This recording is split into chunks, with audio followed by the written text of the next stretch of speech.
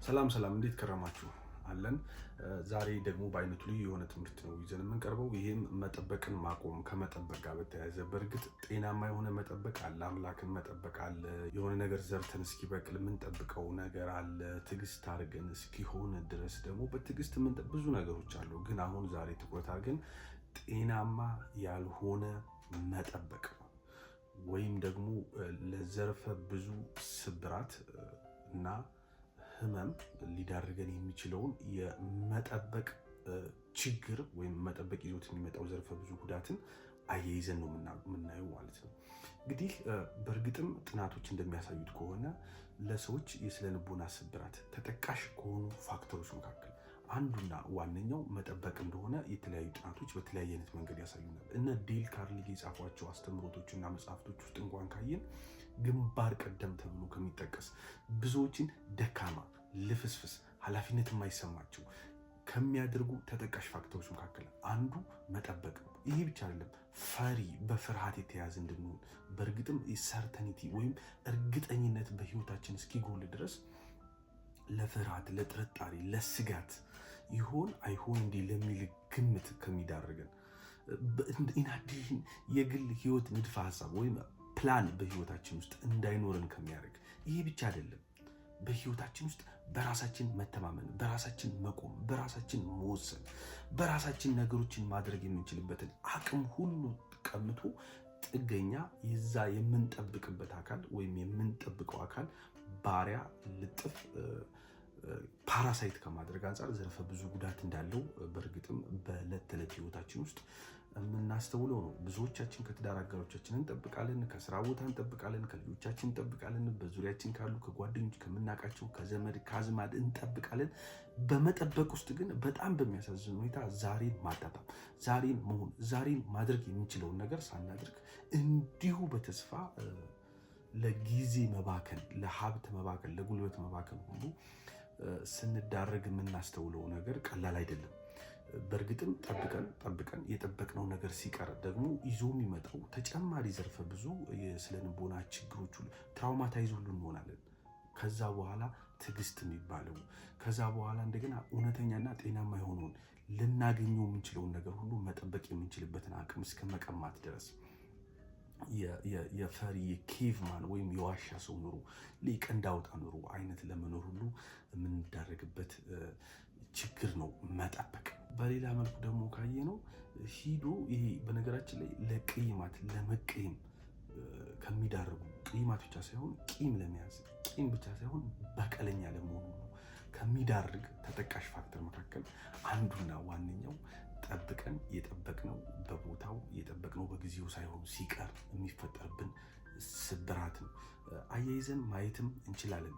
በነገሮች ሁሉ ተጠቃሚ እንድንሆን ከማድረግ ባለፈ ለድህነት ድሃ ለመሆን ሎርድ ኦፍ ፖቨርቲ የሚለውን መጽሐፍ ሀሳብ ረቂቅ በሆነ መንገድ ለመርዳት ብንሞክር ለግለሰብ ብቻ ሳይሆን ለአገራት ድሃ መሆን ተጠቃሽ ፋክተሩ አንዱ ጠብ የሚያደርጉልን የምንጠብቅ የነዛ የምንጠብቃቸው አካሎች ሱሰኞች፣ ጥገኞች መሆናችንን በአጽንኦት እንድንረዳ ያደርጋል። በእርግጥም የሶስተኛው ዓለም ተጠቃሽ ችግር ለድህነት ጠባቂነት ነው።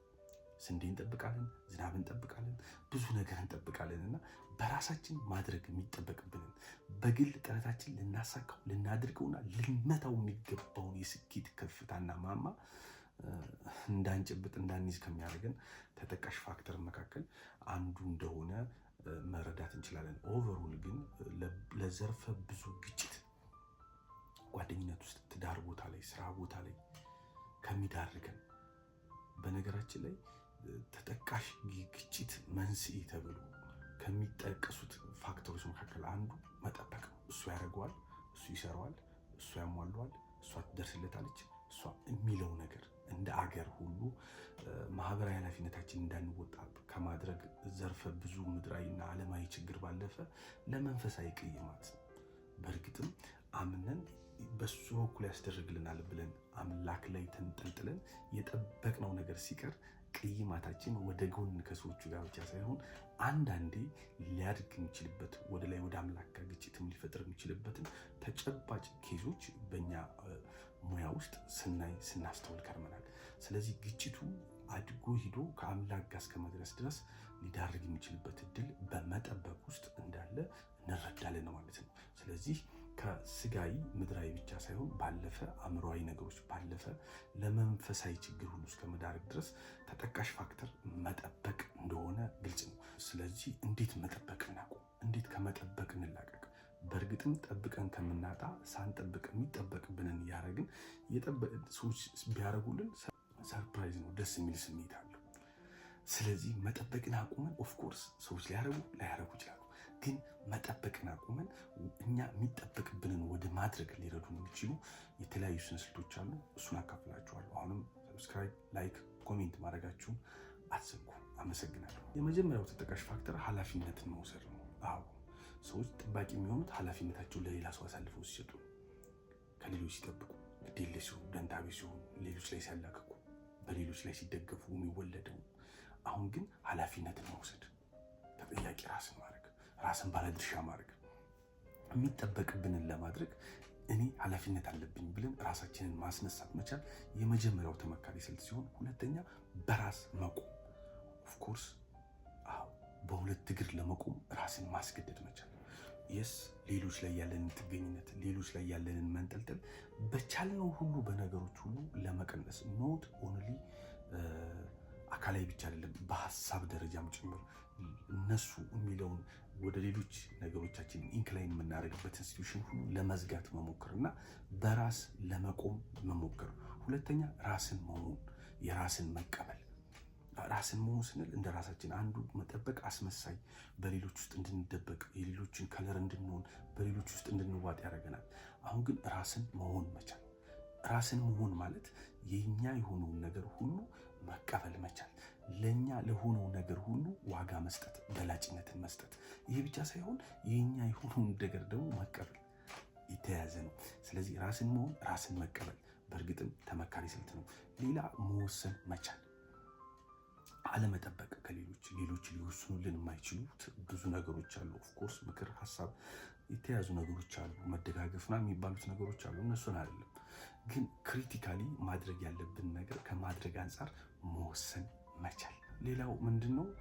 በተቻለ መልኩ በራስ መተማመን፣ በራስ መደገፍ መቻል፣ በራስ ላይ እምነትን ማጎልበት መቻል። ይህም ተመካሪ ነው። ሌላው ከአምላክ ጋር ያለንን መንፈሳዊ ህብረት፣ በእርግጥም ሰው መጠበቅ ያለበት አምላኩን ነውና አምላክ ጋር ያለንን መንፈሳዊ ህብረት፣ መለኮታዊ አብሮነት ማጠንከር መቻል ተመካሪ ስልት ነው።